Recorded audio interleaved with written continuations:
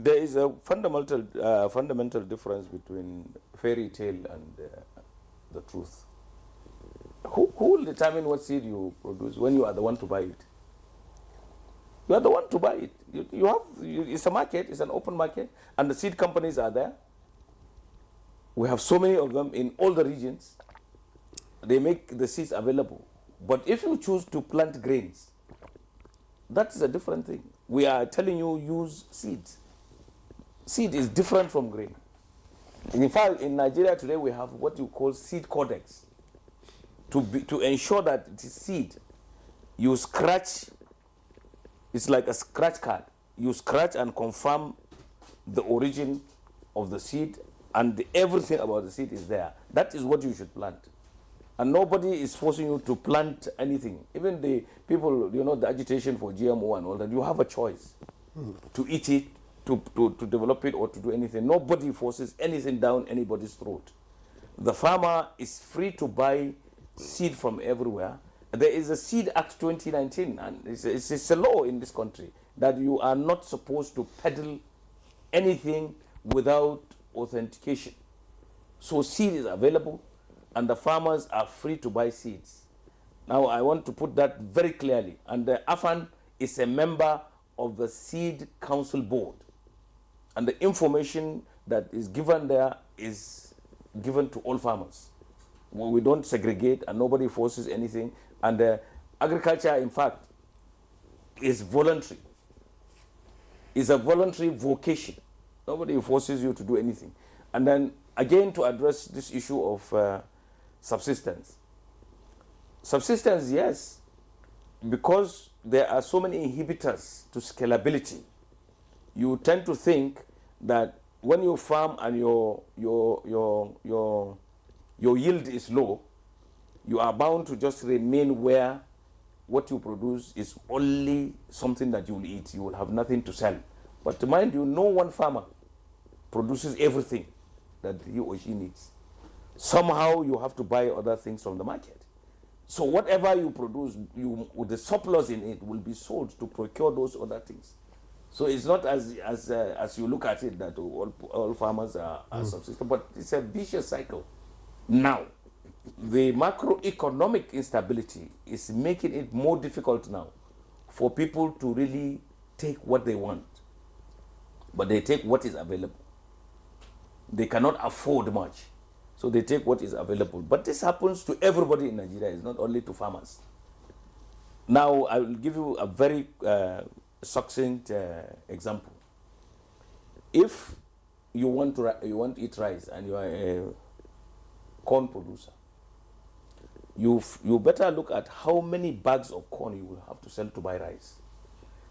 If rice is not staple in your area, do not put it on your mind that for ego you must eat rice.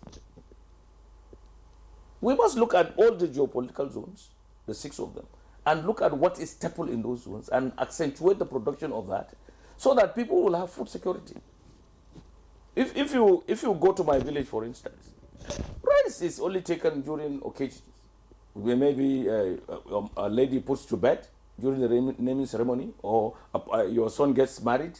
During the ceremony, you take rice and all that. But there are other staples like millet, like sorghum, like maize, like other vegetables and all that people will try. And I kept telling you this from time immemorial, that even as a youth copper in the East, very precisely, I would go to a restaurant and ask for food, and they would tell me there was no food, but there was rice. So rice at the time I was a copper was not food. And that is why you find in most homes, people with young children would always spend a lot of money on Indomie.